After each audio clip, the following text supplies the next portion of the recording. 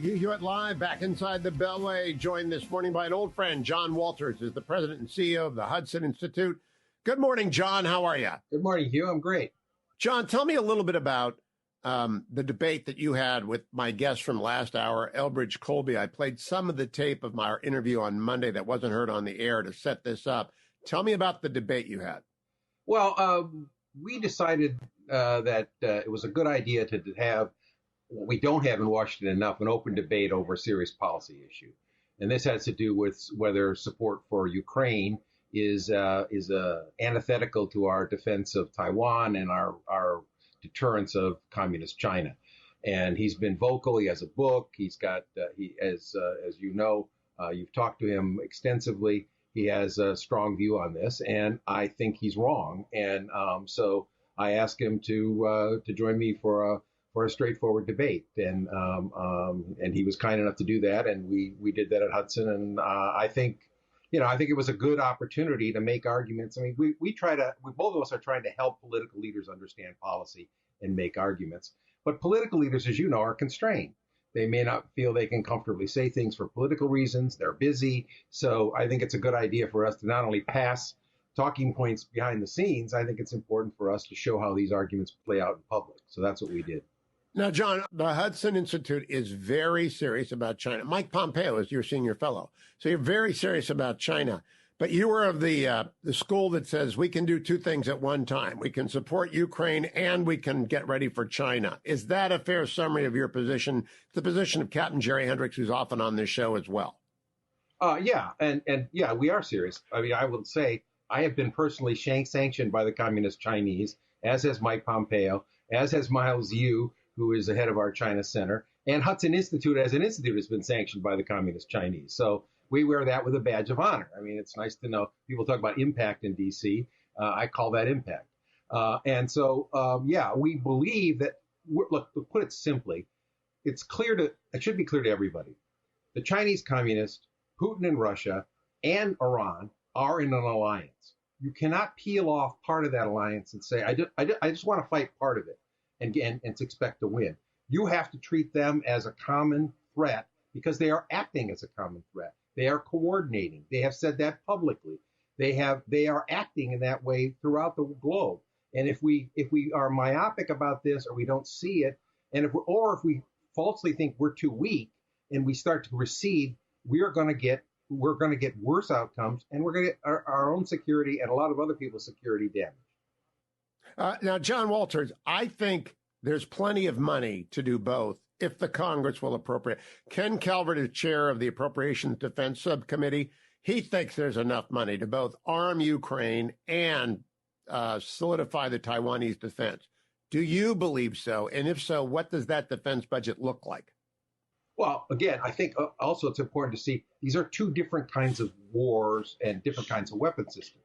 To defend Taiwan, we need to project power, naval power, surface, undersea, space, air, and there is some ground part of it. But the Ukraine war is a ground war, and also it's an American-supported war. No one expects Taiwan to be able to defend itself without direct commitment of U.S. forces on a much larger scale of a different kind of force. Look, 1,800 Stingers, several hundred Javelins, several hundred 31 Abrams tanks in Ukraine does not make or break the Ukraine defense. And what's important is, or the Taiwanese defense, and what's important here is we need to show that we are capable of catalyzing allies who will magnify our power in these regions to defend the interests that we have and the interests that they have. If we abandon them, we're alone. If we abandon them, we're not going to be defending Taiwan. If we let the Ukrainians fall and the Europeans become under the threat of both Russia and China. Russia on the global stage today is the junior partner, but the big junior partner of China.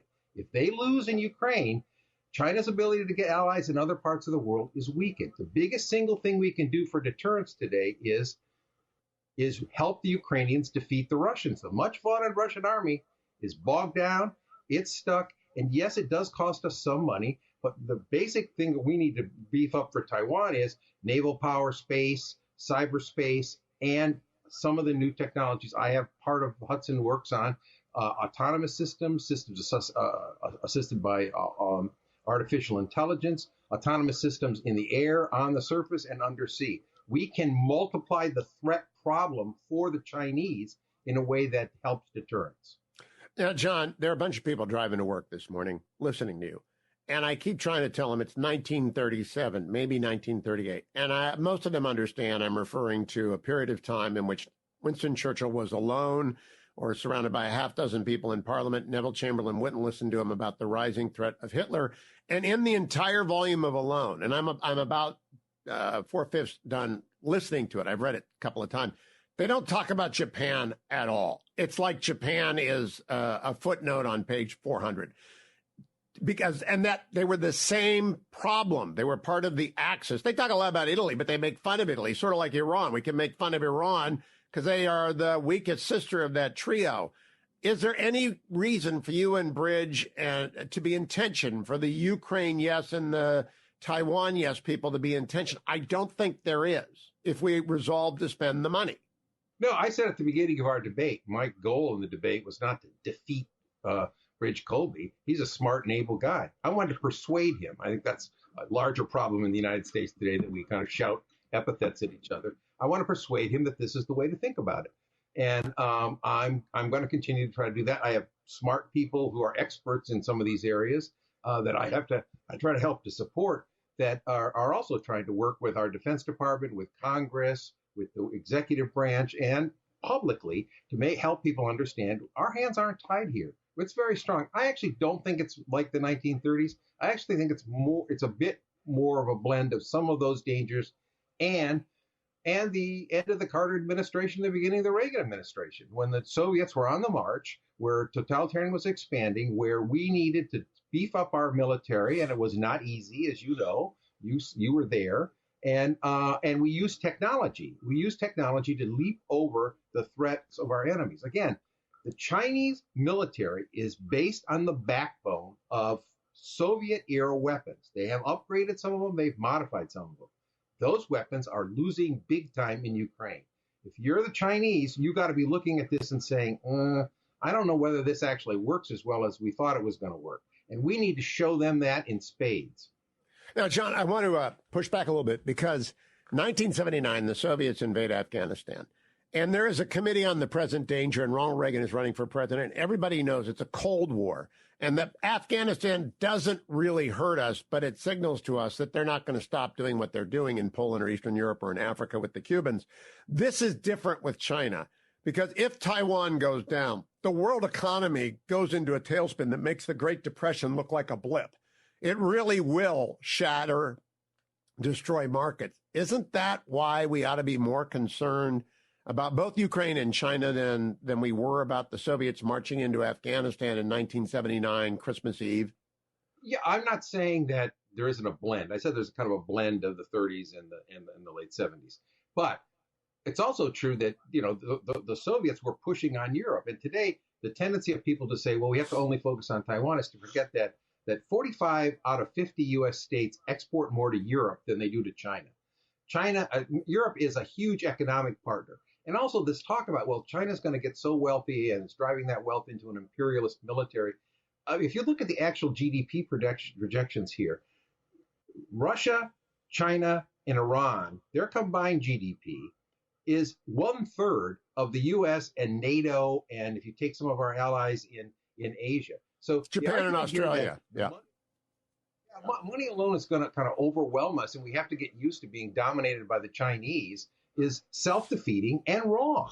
So but those economies are going to be damaged. Now there's transition going on here. You see this today with energy, but we changed the global relationships after the opening to China by saying we should go to where energy is cheapest. So we have Russia making Europe dependent. We have China making us dependent on things like batteries, solar panels, and other things. That's a mistake. We need to change our energy policy to be consistent with our national security. And we need to use energy to support our allies, not only in Europe, which is critical, but also in the developing world. We have an energy policy that alienates developing countries. We have the power both through our technology.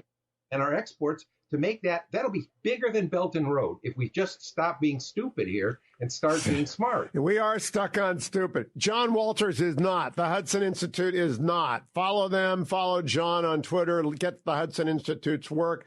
Keep coming back, John Walters. Good to see you again virtually. Thank you for joining me on the Hugh Hewitt Show. Don't go anywhere, America. I'll be right back. Joined by Chairman of the China Committee, the Select Chinese Committee on the Chinese Communist Party, Representative Mike Gallagher. I've got my Green Bay Packers hat on that Representative Gallagher made me wear when the rickety Aaron Rodgers beat the terrible and injury-plagued Cleveland Browns last year. But rickety Rodgers is gone. He's a Jet. Thanks to the Cleveland Browns giving the Jets a second rounder to trade for rickety Aaron Rodgers. Are you happy or sad, Congressman Gallagher? Listen, it's the end of an era. I love Aaron Rodgers. He was an incredible quarterback. I think the trade worked out pretty well for us. We move up to 13. We get a 6th-rounder, and we'll get another 1st-rounder if Rodgers plays at least 65% of the snaps, which he will in New York unless he gets injured. So I don't know. I think the trade worked out pretty well for us. We'll see. And you get the second rounder that the Browns sent. You get the second rounder that the Browns sent to the Jets for Elijah Moore. So it's basically the Browns helping out the Packers. As you did last season, too, though we didn't take advantage of that help. We screwed it up. That's it. Let's go to the war game. I want to get to the war game. With the Browns bench, does it come with the unluckiness of the Browns? The pick is probably I'm not talking football now. I got to get to the real stuff. I just had John Walters on who said we can do Ukraine and China. I had Bridge Colby on Monday who said we can only do China. I don't care what you think about that. I want to know about the war game because I still don't know. I want you to just hold forth on what happened when the Select Committee played a war game. The PLA massed an invasion force and preemptively struck our positions on Okinawa and Guam, so deterrence failed. Through 6 days, we sunk 80 PLA ships in the Strait. That's a lot, largely thanks to our undersea capabilities and our long-range anti-ship missiles. But nevertheless, 80,000 PLA troops gained what's called a lodgment on the main island of Taiwan. They were able to get 80,000 troops on Taiwan despite that loss of their ships. We used up all of our best ammo, our long-range precision fires, within 1 week of fighting. I was also surprised at the extent to which economic and financial weapons were used, but U.S. economic sanctions, though they impose crippling costs on Chinese banks, many of our allies, even G7 partners, our closest allies, hesitated to join the sanctions regime. And then finally, though the Chinese losses were very heavy after 6 days, we were nowhere close to breaking the PLA's will to fight. And they were starting to use commercial ships to continue the invasion. Unfortunately, we only had 2 hours, so we couldn't go beyond 2 moves. But that was the basic summary of what happened in the game. When you walked in, and it was run by the Center for New American Security, a very respectable group, and they're bipartisan, did you know what the CCP's first move would be? I did not. Deliberately, I didn't want to game the game. I wanted there to be actual critical thinking. And Hugh, listen, there are obvious limits to what you can do in that short period of time, particularly when the players are busy and they're coming in from other stuff and you don't have time to do a lot of homework. But there's something about the format of just kind of having members around a map, having an interactive discussion that I actually thought afterwards stimulated more thinking than your standard congressional hearing where it's 5 minutes, scripted, this and that. And so I'm increasingly intrigued by the idea of using gaming or non-traditional fora like this to force a collaborative and creative discussion among members. And it's something I've said on your program quite frequently is in my 6 years on the Armed Services Committee, we've actually never had, even with the Indo-Pacific commander, just a no-holds-barred discussion around a map that just talked about kind of the basic geography at play here. And one thing I've been advocating for a while is for Congress to be brought into the DoD wargaming process. A final thought on gaming, Hugh. Again, despite its limits, I think it would be increasingly useful for Pentagon or defense-focused gamers to incorporate high-level people from Wall Street, from the financial and manufacturing community, in order to tease out what's going to happen when we impose sanctions or when the Chinese start to weaponize supply chains. And these things tend to be separated. We tend not to incorporate the economic and financial dimensions of games. Congressman, Mr. Chairman, I should call you, I would love for you and the committee to do a Saturday, Sunday game and go actually run two with two different opening moves. And I would expand CNES. I would add in Jerry Hendricks and maybe the Hudson Institute and have 3 or 4 people playing the red team, the CCP team, because that's a very bold opening move. What did they do? They struck us. They went to war. They preemptively struck the Okinawa base and what is it? Yakuza and not Yakuza. That's a crime thing. I can't remember the air base in Japan. They struck the Japanese air base. They struck Guam and they struck Okinawa. It's interesting. In games I've played previously, they've struck our positions in Hawaii. There were also cyber attacks against domestic infrastructure on the U.S. homeland. One of the big takeaways is that Las Vegas rules won't apply. What happens in the Taiwan Strait won't stay there. It will quickly escalate. This was also something that happened in the war game we did with the Republican conference with Admiral Mark Montgomery and the Foundation for Defense of Democracies, and as well as Ben Jensen from the Center for Strategic and International Studies. So we're going forward. We're going to try and do a few different ones of these. I know various think tanks have their own version of games. Interestingly enough, if you talk to former Speaker Gingrich, his argument is that Congress used to have its own organic wargaming capability that was located at the National Defense University, but was a dedicated space where Congress could actually routinely play games. It could be interesting if you revived a version of that. And think whenever we have a big executive or a Wall Street asset manager coming to visit us in D.C., imagine if you ran them through an hour and a half of a game. I think they would tend no longer to discount the likelihood of or the costs of a deterrence failure across the Taiwan Strait. And I recently met with one of the leading asset managers in America, and he said there's a near zero probability of Xi Jinping invading Taiwan. And I was dumbfounded. My jaw hit the floor. I think that's almost a dereliction of fiduciary responsibility if that's how you're thinking about this. Chairman Gallagher, did your Democratic colleagues give a reaction similar to your Republican colleagues, or was it different? Did they dispute this opening sentence? How did they respond? I think the major difference was after the game in terms of what do we do going forward. And we're going to have a policy discussion tonight. It'll be a closed-door policy discussion, but we're going to have Admiral Mark Montgomery and some other experts to guide us in order to identify what are the things we can do to enhance near-term deterrence. I think that on the Democratic side, it's fair to say they're prioritizing the idea of engagement as a successful way to diffuse this crisis. Whereas, and I'll only speak for myself, I was reading Secretary Yellen's speech, which was all about how we need to engage with the CCP, we need to engage with China to promote peace. And I thought, well, we've tried engagement for 2 decades and it's failed. So the idea that we're just going to engage harder and that engagement is somehow going to amount to deterrence, I don't believe that. So I think that being said, I think there's agreement on the idea that, of course, we should have some sort of crisis communication channel where our military people can pick up the phone if things are heating up and say, hey, let's avoid some miscommunication. But here's the thing, Hugh, and this gets to the engagement hypothesis and why it continues to fail.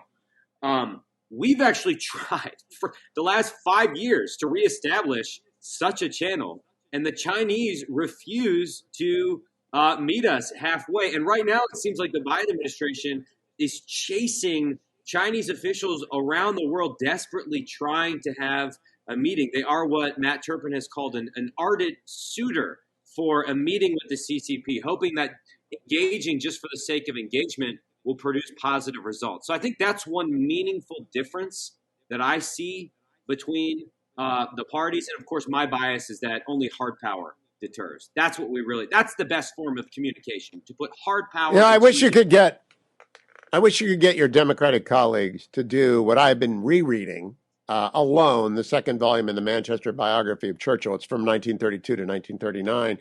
In it, Manchester says of Neville Chamberlain, no one could shake his faith in appeasement, not even Adolf Hitler. And I had to write that down and look it up because no matter what Hitler did, Neville Chamberlain just thought it was a question of price. He really just thought, what does he need? He's a mercurial guy. We can make him happy. Let's not make him angry. Let's keep him happy. And he was wrong. It led to World War.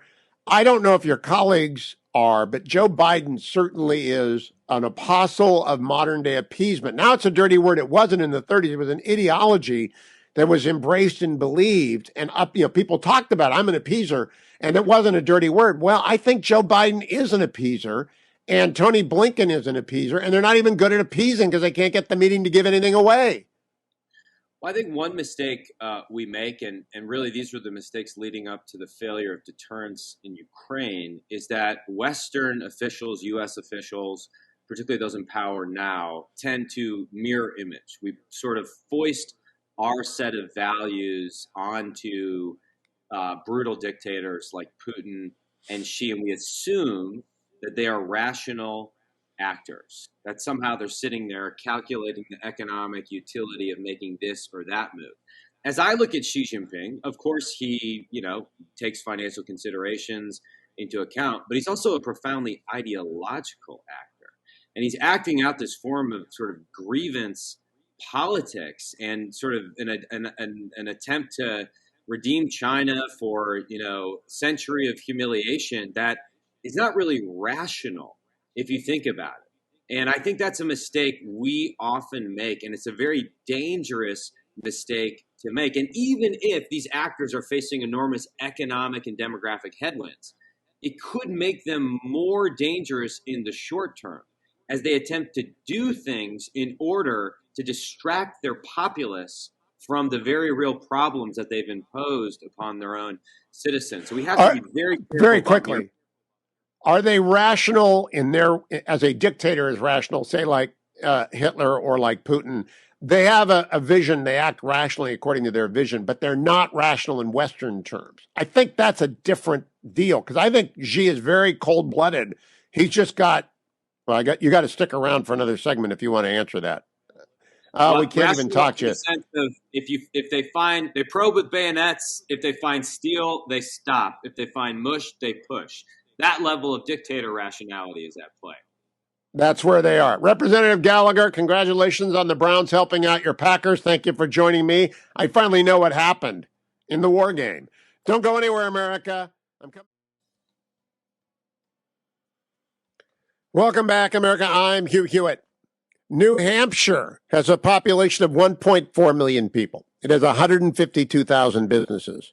It has an $84 billion GDP. And for the last 5 years, 2017 to 2022, it has grown at an annualized rate of 2.5%. That's a heck of a record.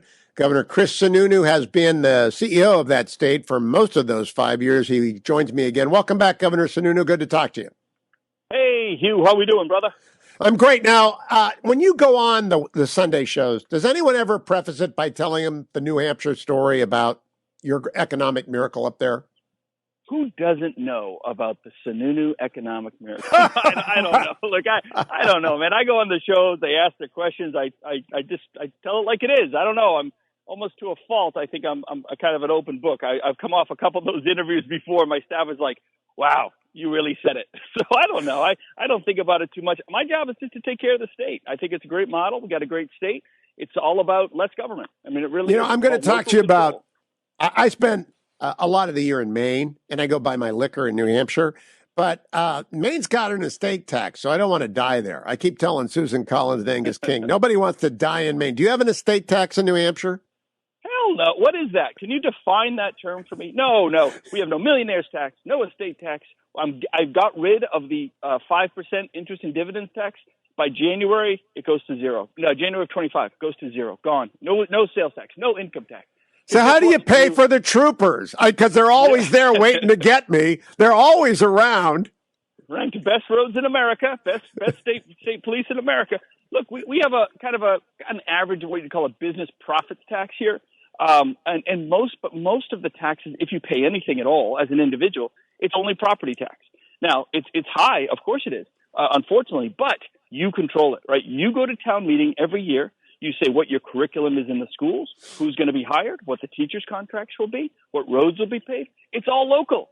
So as a voter, you have complete control over how your dollars are spent, as opposed to sending it into some, black box at the state or up at the federal level and hoping it works out, which, as we know, it rarely does at the federal level. So, no, our model is, I think, quite brilliant. We really stuck to what the founding fathers envisioned, and it works really well. And yeah, we're ranked not just it's economically successful. We're now ranked number one, the most efficient government in the country. And I'm an engineer by trade. That is the best metric I could possibly get. Most efficient government means you're getting the best programs for the dollars you put in. And so, look, we're rocking it up here, and there's a model to be shared across the country. Look, you're no Ohio, but you haven't got a Great Lake full of fresh water, but you're close. You're close. So, Governor Sununu, tell me about the ability of the state to attract new business, because you're dealing with a climate that's different than Virginia's, where Glenn Youngkin has got the sticky fingers on, or Texas, where Greg Abbott has the sticky fingers on, or Ohio, where they got Intel. How do you get new businesses up there? Well, look, I mean, the trick isn't just being lucky, but let's face it. In New Hampshire, we have a saying: if I run into a bear in the forest, I don't need to outrun the bear. I just need to outrun the idiot next to me. In New Hampshire, that's the rest of New England, because economically, these guys are raising taxes, do everything they can to chase business out, and we are the safe haven. If you want to be a business in the Northeast, you want to be in New Hampshire. There's no question about it. The only state growing in population, the only state that has a chance at providing workforce. So then you just kind of take that local control model. We deregulate. We get out of your way. We let you do you, right? It's a little thing called live free or die. It's not just 4 cool words on a license plate. It is truly how we govern here. So I think we just have a very pro-business model, and it's that simple. If the economy does well, then the government does well. And we often see on television, the big urban centers in the big states are just rife with crime. I'm in D.C. a lot. It's a very dangerous place right now. And Chicago is a dangerous place. L.A. and San Francisco long ago became dangerous place. What is the crime rate in Manchester and Keene? And we're on right now, so they'll know if you're shining them on. We're on in Manchester and Keene. What is the crime rate up there? Well, look, I can't tell you what the crime rate is off the top of my head. I can tell you we were ranked one of the safest states in the country, right? So I can tell you that. We are far and away one of the safest places to be. I think Maine and Vermont actually have good ratings in terms of safety as well. So it's kind of generally a safe part of the country. But look, when it comes to the inner city, the issue is homelessness. The issue is undiagnosed mental health. And you go to a place like San Francisco or Los Angeles, you can't blame a single Republican for a single one of the policies that have created an abject humanitarian disaster for those individuals. I used to live in San Francisco like 20 years ago, and I went back. It's so bad. It's sad. It isn't just, this is a political nightmare for Gavin Newsom. It is really sad. It's gut-wrenching to see the inhumanity, the indignity that the bad policies of the left have created for these people. We have the lowest poverty rate in the country, the lowest by far. Wow. I work really hard at it, Hugh, really, really hard to make sure that not that the government is just taking care of you, right? Because we just said it's not about the government, but we're creating doors of opportunity for folks. And they have opportunity to move forward. We have opportunity to get mental health. I mean, 8 to 9 out of 10 homeless people have some sort of undiagnosed or diagnosed mental health issue. So by taking care of that, you really take care of a lot of the problem, and you get them back into the workforce, and it promotes the economy. You know, we have recovery-friendly workplaces. Just because you're dealing with drugs doesn't mean you're not in the workforce here. So we have all these pieces that are moving to make sure opportunity is created. You know, Governor Newsom, you mentioned him. He's a very smart guy, very telegenic. And if President Biden bows out, as I think he eventually will because he's too old, I expect Gavin to run and to get the nomination. Do you think he's responsible for the homeless problem or a partner in that? I do, but I just want to know whether you think he's responsible. Of course. Look, the former mayor of San Francisco, right, the lieutenant governor, the guy who's only been in government and had his finger on the control switches, and that could create opportunity for those individuals for like 20 years now, he's done nothing. In fact, his policies have gone in the opposite direction. Hugh, this is an issue. Homelessness is an issue that I think Republicans need to go take from the Democrats, because I'll put my policies against Gavin Newsom's any day, right? My policies of economic success and opportunity against that humanitarian nightmare any day of the week. And again, you just can't blame a single Republican in California for any of that. He has to own it. And there's no way he's going to dodge it. I know he's arrogant and he's he thinks he's got a decent haircut, so that'll get him by. But at the end of the day, people want to know what you're doing about some of the biggest crises in America, and they want results, leaders that bring results. And that's where I think there's a lot of opportunity for governors and mayors and folks that have driven successful models around this issue to really take it head on, whether it's Biden or and I'm with you, by the way. I don't think Biden's going to be the nominee. I don't think it's going to happen. For a variety of expand on that. Expand on why you think that and what happens. Well, you just said it could 25% chance it's a health reason and he bows out. 25% chance Gavin just says, the heck with you. I'm coming to New Hampshire because Biden's not going to be here. I'm going to get on the ground. I'm going to be a viable candidate on day one. I'm going to charge. And 75% of America doesn't want Biden to run again. Most Democrats don't want Biden to run again. So the door is just too big and too wide open. And then once a viable candidate gets in, the DNC is going to have to, this idea that they're not going to have a debate. Are you kidding me? No way. They're going to have to renege on that. So I think folks understand, even Democrats understand, if it's just Joe Biden, a vote for Joe Biden is really allowing Kamala Harris to be president, unfortunately, because God bless the old guy. There's a fear he's not going to be there, for the full next 5 years, right? So Democrats understand that. They're trying to say, thank you for your service, move on. I just think there's too many doors of opportunity, if you will, for Democrats to seize on, and they don't respect the guy. Look, there's not only a fear that he won't be there. There's not only a fear that he won't be there. There's a reality he's not there most of the day. I mean, he's just, he's an old guy. He's an old guy. He ain't getting younger. It ain't getting better. And I said, I was at this thing in New York City yesterday, and someone said, is Joe Biden too old? And I said, look, I'm not going to put a number on it, but let's face it. Joe Biden ran for president like 5 or 6 times until he just wore America out. We said, oh, my God, let's give it to the guy, right? So he didn't earn it, really. He just wore us out. And you can't say we're getting the best Joe Biden. You were getting this, really the worst version of the guy, unfortunately, so for America. So it is what it is. And I think the left wing that doesn't respect him, right? I make the joke, but it's true. What does the left wing elite in Washington say behind Joe Biden's back? Well, they say exactly what they said to his face in those debates, that he was an old, out-of-touch, rich white guy that didn't represent the future of the Progressive Socialist Party. So they don't respect him. They don't like that he's there. He's just a placeholder. I think someone's going to seize on the opportunity quicker than people appreciate. I agree with that. Now, the South Carolina Democratic Party said they're going first. I believe your state law obliges your Secretary of State to set the New Hampshire primary 2 weeks before the South Carolina primary. What I'm unclear on is whether that applies to both Republicans and Democrats. So everyone will vote on the same day. Is that correct? Yes, that's correct. Yep, we're going first.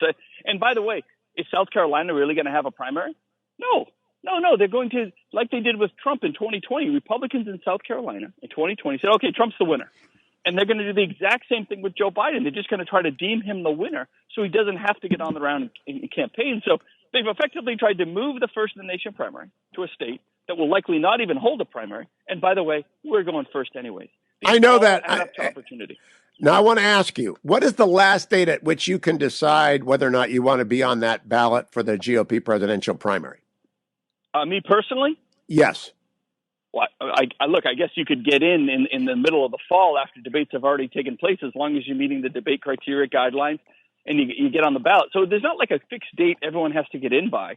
But practically speaking, if you want ballot access, if you want to be sure you're on all the ballots, you probably got to make moves this summer because you want to be on that debate stage, and you probably need 6 months to dot the I's and cross the T's to make sure you're on the ballots in all the states you want to be on.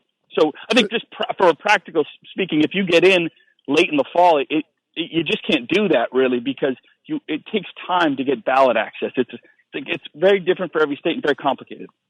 When you look at the field that is thus far emerged, the former president, Governor DeSantis, Governor Ambassador Haley, Senator Scott, Vivek Ramaswamy, and there might be 2 or 3 others, including you. Who would you support if you do not get in?